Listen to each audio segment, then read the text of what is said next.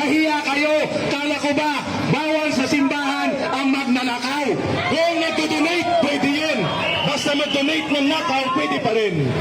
Bakit mas kinakanlong nyo yung may pinakamalaking nakaw sa bayang ito?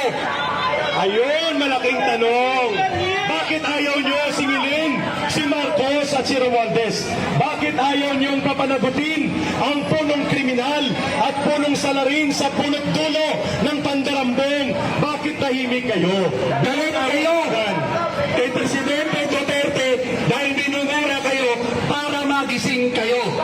Ngayon, dahil galit kayo, kahit mas demonyo pa sa pinaka-demonyo si Marcos, kinakampihan nyo, niloproteksyonan nyo, nasaan ang moral, spiritual obligation ninyo sa tao? Mga pari kayo, mga ipokrito. Yun po ang tinatawag na ipokrito. Ayaw nyo sa kunwari pumapatay ng mga kriminal, durugista at mga sindikato at kurap. Kaya ayaw nyo kay Duterte. Pero gusto nyo ang magnanakaw na nag-aari para lamang dambungin at bulabugin ang pundo ng bayan. Pinapalakpakan nyo si Marcos at si Romualdez. Ano ang ginagawa nyo? Yung pinapatay ng mga adik, ng mga ordinaryong membro ng pamilya, pinagtatanggol pa ninyo. Galit kayo dahil tinatamaan kayo. Nasaan na ang moral, spiritual obligasyon nyo, mga pare kayo? Kaya sa araw na ito, dito tayo nagtitipon sa EDSA. Occupy EDSA ito sapagkat ang EDSA ay para sa taong bayan, hindi naman sa simbahan at ilan.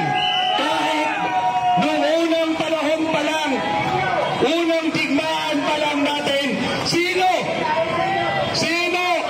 ang naguhudas sa ordinaryong Pilipino? Di ba ang mga pare ang naguhudas sa ating mga kapwa Pilipino? At nauulit na naman ngayon ang istorya ng ating bansa. Ayun, malinaw po na ayaw nilang mapakinggan ang totoong boses ng paniningil at totoong boses ng panawagan ng mamamayan.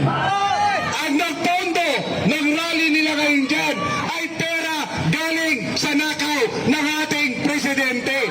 Ang sino man kumakampi, nagtatago sa magnanakaw ay magnanakaw na rin. Yan ho ang mga sinakyan nila, mga naka-air condition, buses at mga services pa. Ayan po ang katotohanan sa nangyayari sa bayan natin. Ang kakampi ng mga kriminal, kitang-kita nyo ang gagarto ng kanilang mga placards pa lang.